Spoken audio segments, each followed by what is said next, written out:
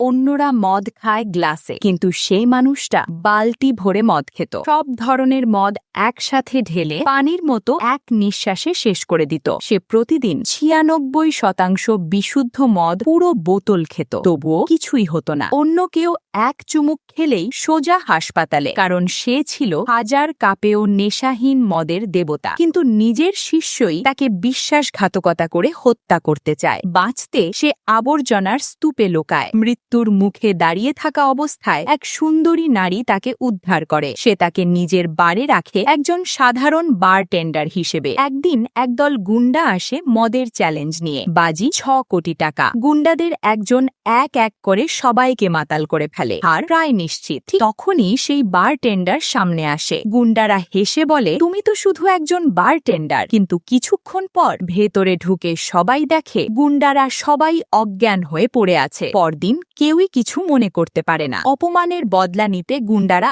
আবার আসে। এবার বাজি দুপক্ষের সব সম্পত্তি।